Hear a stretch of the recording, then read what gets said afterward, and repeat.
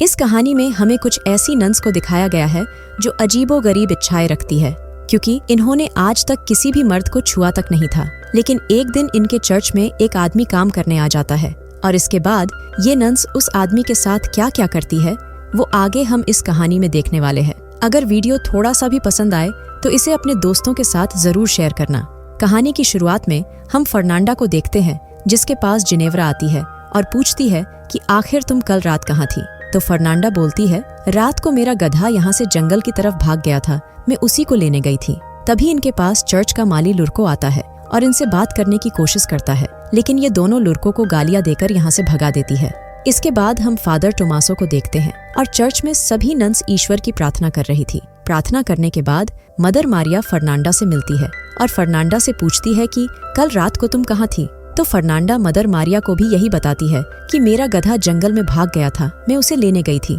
तो mother Maria Fernanda से बोलती है कि अपने गधे का ध्यान रखना और आगे से ऐसा नहीं होना चाहिए। इसके बाद हम एलेसेंड्रा को देखते हैं जो अपने रूम में बैठकर सिलाई कर रही थी, लेकिन एलेसेंड्रा का यहाँ पर बिल्कुल भी मन नहीं लग रहा था, क्योंकि एलेसेंड्रा को यहाँ से बाहर निकलकर अपनी एक अलग जिंदगी जीना थी। कुछ देर बाद एलेसेंड्रा से मिलने के लिए उसके पिता आते हैं। एलेसेंड्रा के पिता हालचाल पूछने के बाद बोलते हैं कि हमें तुम्हारी शादी तो करनी है, लेकिन हमारे पास इतना पैसा नहीं है कि हम दहेज दे पाए। तो एलेसेंड्रा बोलती है, अगर आप चर्च में पैसा दान करना बंद कर दे तो शायद मेरी शादी हो सकेगी। तो इसके पिता बोलते हैं, अगर हमने चर्च में दान देना बंद किया तो हो सकता है कि हमारे परिवार पर बुरा असर पड़े। ये बात सुनकर एलेसेंड्रा उदास हो जाती है, क्योंकि एलेसेंड्रा को यहाँ से निकलकर एक शादीशुदा जीवन जीकर घपाघप करना था। इसके बाद एलेसेंड्रा बाकी दो नन्स के साथ सिले हुए कपड़ों को फादर टोमासो के पास लेकर जा रहे थे।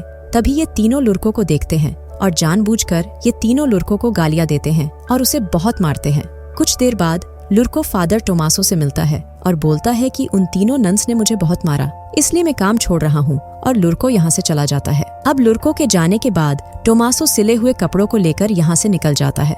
इसके बाद हम लॉर्ड ब्रूनो को देखते हैं जो अपनी खूबसूरत बूढ़ी बीवी फ्रांसेस्का के साथ डिनर कर रहा था। यहाँ पर हम ब्रूनो के नौकर मसेटो को देखते हैं जो फ्रांसेस्का के साथ नेन मटक्का कर रहा था और ब्रूनो इस बात से बिल्कुल अनजान था। इसके बाद रात को मसेटो फ्रांसेस्का का खाता खोल रहा था, तभी यहाँ पर ब्रूनो आ जाता है, लेकिन मसेटो यहाँ से भाग जाता है। अगले दिन ब्रूनो फ्रांसेस्का को धमकी देता है कि अब तुम किसी और से खाता नहीं खुलवाओगी, लेकिन फ्रांसेस्का ब्रूनो से बोलती है, तुम्हारा पप्पू कमजोर हो गया है, मेरे पास दूसरा कोई रास्ता नहीं है।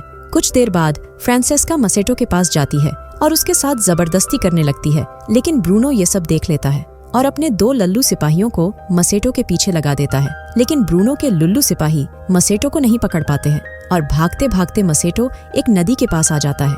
यहाँ पर हम देखते हैं कि फादर टोमासो जिन कपड़ों को लेकर जा रहा था वो कपड़े नदी में बह जाते हैं। ये देखकर मसेटो फादर टोमासो की मदद करता है। इस चीज से टोमासो बहुत खुश होता है और मसेटो से बोलता है, मैं तुम्हारी किस तरह से मदद कर सकता हूँ।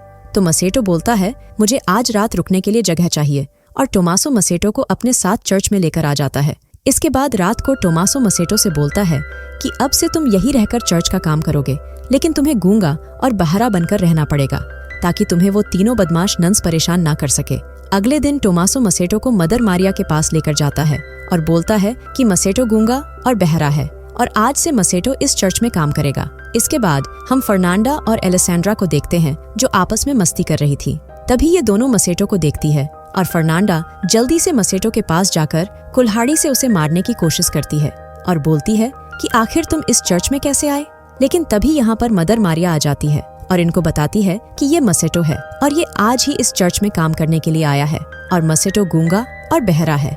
ये बात सुनकर फर्नांडा उसे छोड़ देती है। कुछ देर बाद हम एलेसेंड्रा को देखते हैं और ये अभी भी किसी बात को लेकर परेशान थी, और तभी एलेसेंड्रा के हाथ से फ्रेम टूट जाती है। इसके बाद एलेसेंड्रा फ्रेम लेकर मसेटो के पास जाती है और उससे फ्रेम ठीक करवाती है। मसेटो फ्रेम ठीक करने में लगा हुआ था और एलेसेंड्रा इधर उधर की बहुत सारी बातें करके अपनी भड़ास निकालती है, क्योंकि एलेसेंड्रा कई दिनों से उदास थी। फ्रेम ठीक होने के बाद एलेसेंड्रा उसे लेकर यहाँ से निकल जाती है, लेकिन फर्नांडा और जिनेवरा एलेसेंड्रा को छुप कर देख रही थी। इसके बाद रात को फादर टोमासो दारू पीते हुए मसेटो से पूछता है कि तुम्हारा आज का दिन कैसा रहा।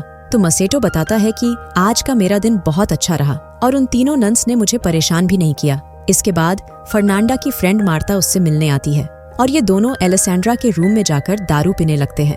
कुछ देर बाद एलेसेंड्रा के रूम में जिनेवरा भी आ जाती है और ये चारों दारू पीने लगते हैं। इसके बाद मार्ता इनसे गंदी गंदी बातें करने लगती है और इनको मर्द से मिले चरम सुख के बारे में बताती है, लेकिन इन तीनों ने किसी मर्द को छुआ तक नहीं था। कुछ देर बाद फर्नांडा और जिनेव्रा दोनों इंटीमेट होने लगते हैं। अगली सुबह मसेटो जब बगीचे में काम कर रहा था तब इसके पास एलेसेंड्रा आती है और रुमाल से मसेटो का पसीना पोंछती है। अब एलेसेंड्रा चरम सुख वाली बात को लेकर बहुत उत्तेजित थी, इसलिए वो खुद को कंट्रोल नहीं कर पाती है और मसेटो के ऊपर चढ़ जाती है।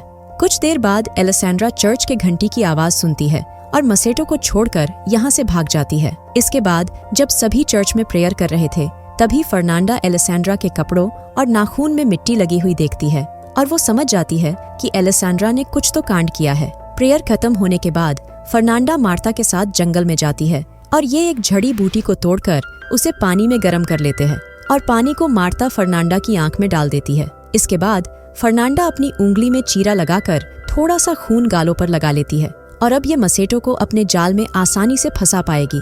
इधर फर्नांडा और मार्ता को जिनेव्रा छुपकर देख रही थी। इसके बाद ये दोनों मसेटो के पास जाते हैं और उसे दबोच लेते हैं। अब मसेटो कुछ समझ पाता इससे पहले ये दोनों उसे किस करने लग जाते हैं और मसेटो अपना होश खोकर इन दोनों का खाता खोल देता है। काम पूरा होने के बाद ये दोनों यहाँ से चली जाती है। अगले दिन हम सुपीरियर फादर बिशप को देखते हैं जो चर्च के दौरे के लिए आया था। इसके बाद मसेटो चुपके से एलेसेंड्रा के रूम में घुस जाता है क्योंकि उस दिन इनका काम पूरा नहीं हुआ था। अब एलेसेंड्रा को अनंत सुख मिलने ही वाला था। तभी यहाँ पर एक बूढ़ी नन आ जाती है जिसे देखकर एलेसेंड्रा अपने कपड़े ठीक करके उसके पास बैठ जाती है और मसेटो चुपके से भाग जाता है। कुछ देर बाद हम जिनेव्रा को देखते हैं और कहीं ना कहीं उसे भी मसेटो से अपना खाता खुलवाना था, इसलिए जिनेव्रा वही जड़ी बूटी लेकर आती है और उसे पानी में गर्म कर लेती है। अब जिनेव्रा उसे आंखों में डालने की बजाय उसे पी जाती है और हाथ में चीरा लगाकर बहुत सारा खून अपने गालों पर लगा लेती है।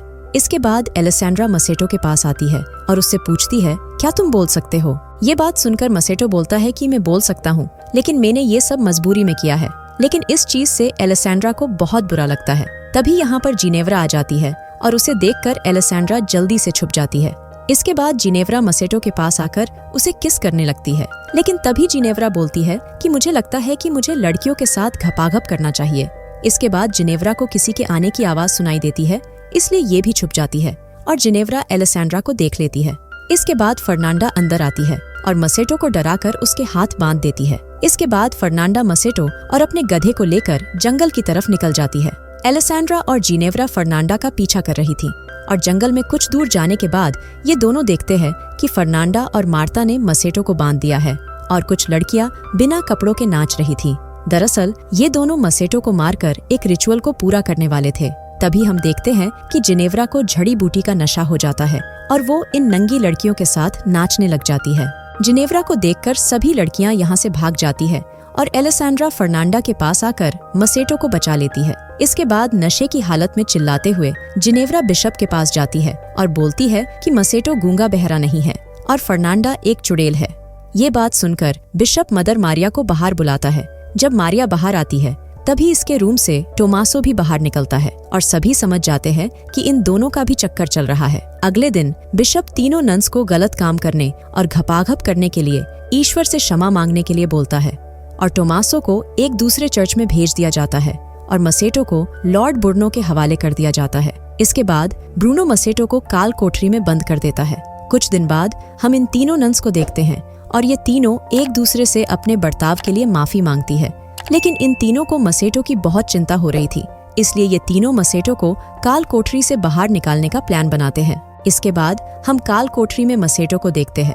तभी जिनेव्रा सिपाहियों का ध्यान भटकाने के लिए एक कछुए को छोड़ देती है, जिसे देखकर ये दोनों सिपाही कछुए के पीछे पीछे बाहर चले जाते हैं और मौका देखकर ये तीनों नन्स मसेटो को छुड़ा लेती है और उसे नन के कपड़े पहनाकर ये चारों यहाँ से जंगल की तरफ भाग जाते हैं। ये चारों बहुत खुश थे क्योंकि आज पलंग तोड़ खुदाई होने वाली थी। इसके बाद मारिया की मुलाकात जंगल में टोमासो से होती है और ये दोनों एक दूसरे को किस करते हैं और ये मूवी यहीं पर खत्म हो जाती है।